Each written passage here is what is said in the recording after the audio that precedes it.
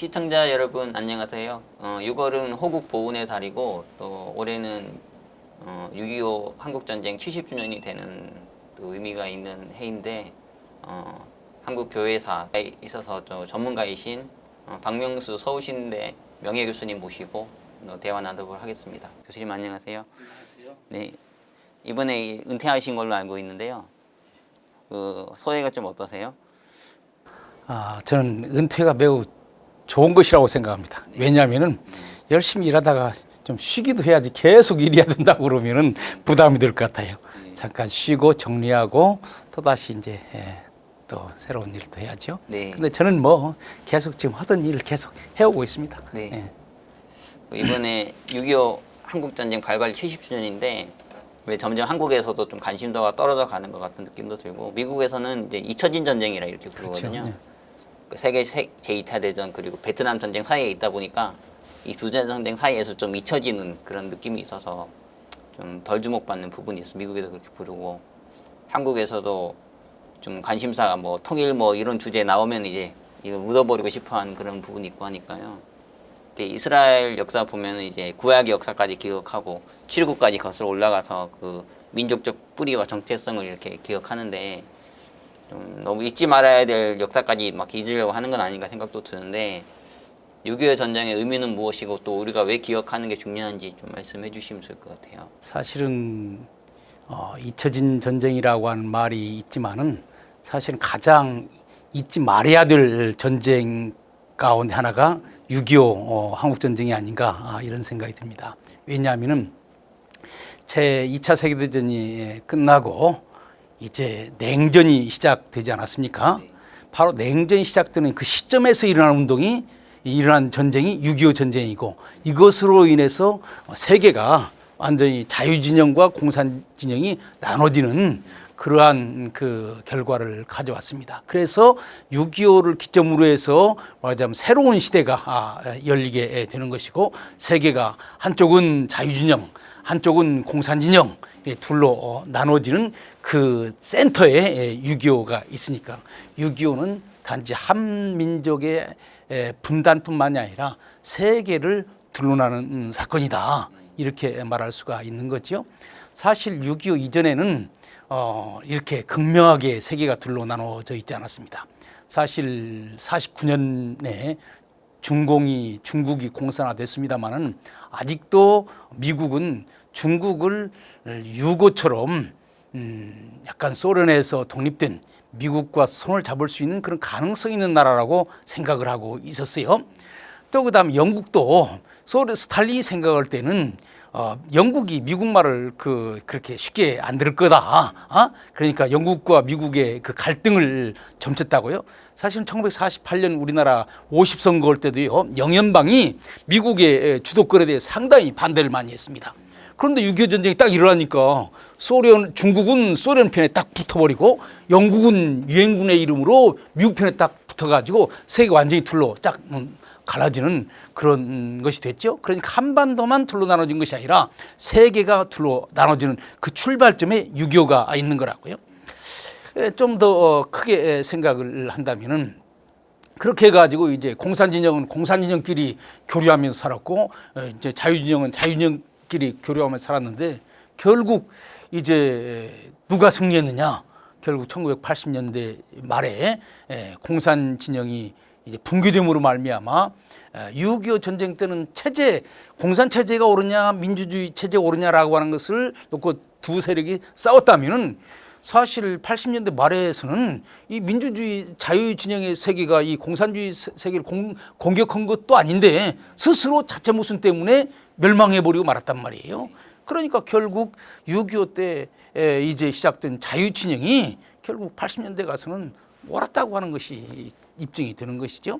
그래서 사실은 그 세계사적으로 볼 때 바로 6.25 전쟁은 자유진영과 공산진영이 나눠지는 출발점이다.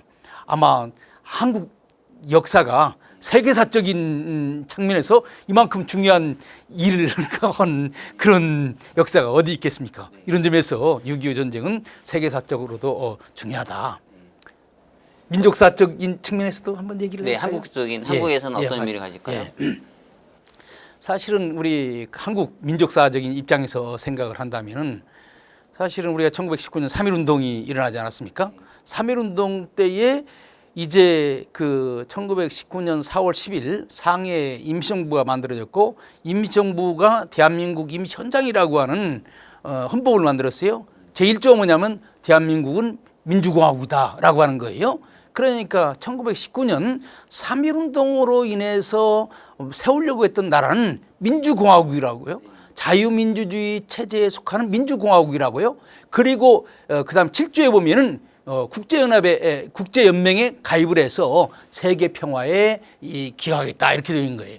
국내적으로는 자유민주주의 민주공화국이고 국제적으로는 자유세계인 국제연맹과 손을 잡겠다라고 하는 것이 1919년 우리가 결정한 것이라고요. 그것이 이제 C라면은 이제 싹이 트기 시작한 것이 1948년이라고 말할 수가 있는 거죠. 1948년 이제 대한민국이 만들어지고 헌법이 아까 말한 대로 1조가 1919년처럼 똑같이 대한민국은 민주공화국이라고 그러는 거예요. 그게 1919년의 정신을 계승한 것이 1948년 대한민국은 민주공화국이라고 했고 그리고 이것을 누가 인정했느냐? 국제연합이 인정을 해준 거예요. 그게 국제연맹의 후속이 국제연합 아닙니까? 그래서 이제 1948년 나라가 만들어지고 싹이 트고 사람으로 생각한다면 이제 탄생을 한 거죠. 출발한 거죠. 그런데 우리나라에서 아기가 태어나면 그 다음에 홍역이 와가지고 아기를 많이 죽이잖아요. 우리 민족이 이제 대한민국이라고 하는 나라를 만들고 그 다음에 이제 가장 큰 시련이 이 대한민국을 없애려고 하는 세력이 있어가지고 소련이 김일성을 앞세워가지고 이제 자유 대한민국을 무너뜨리려고 한 것이 6.25 전쟁 아닙니까? 여기에서 굳건하게 이것을 지켜낸 것이 바로 6.25라고요. 그래서 나는 생각할 때에 1919년이 말하자면 사람으로 친다면 임신한 것이라면 1948년은 해산한 것이고 그 다음에 6.25는 해산한 다음에 이제 홍역을 만났는데 홍역을 만나가지고 과연 살아날 수 있을까 많은 사람들이 걱정을 했는데 그것을 견디고 나간 것이 6.25다. 6.25가 없으면 거기에서 끝나버리고 말았을 거예요. 사실 세계 많은 나라들은 1948년에 만들어진 대한민국이 과연 지탱할 수 있을까 많은 염려를 했는데 사실 유엔군의 도움으로 이제 우리가 공산주의를 막고 대한민국을 분명한 하나의 국가로서 세우게 된 거죠. 사실 그러니까 48년에는 이론적으로 대한민국이 만들어졌다면 6.25 전쟁을 거치면서 대한민국은 실질적으로 말하자면 확고하게 뿌리를 내리는 확립했다 이렇게 말할 수 있습니다. 그리고 아까 얘기한 것처럼 1919년에 국제연맹에 가입하려고 했잖아요. 그다음에 1948년 국제연합에 인정을 받았잖아요. 사실 이 대한민국을 누가 지켜줬습니까? 유엔이 지켜줬다고요. 그래서 대한민국이 유엔을 통한 자유세계의 일원으로서 분명하게 서게 되는 거죠. 세계 16개국이라고 하는 나라가 우리나라가 만들어지는 것을 도왔다고요. 그것이 우리나라를 위해서도 그랬지만은 사실 그 당시에 이 국제연합을 통해서 자유세계를 만들어 나가려고 하는데 소련이 그것을 공격하니까 그걸 지키기 위해서 그러는 거예요. 이런 측면에서 대한민국만 살아난 것이 아니라 어떻게 보면은 국제연합을 통한 자유세계가 같이 살아났고 그때에 말하자면 공산주의의 위협에서 대한민국을 지켰기 때문에 스탈린 생각할 때 야 함부로 이게 공개해서는 안 되겠구나라고 하는 생각을 하고 바로 거기에서 저지를 한 거죠. 그 바로 트루만이 한국전쟁에 가담한 근본적인 이유는 한국에서 무너지면은 다른 쪽에서도 무너진다. 여기를 지켜야 다른 쪽이 지켜진다. 그래서 대한민국의 수호는 단지 대한민국의 수호가 아니라 자유세계의 수호인 거죠.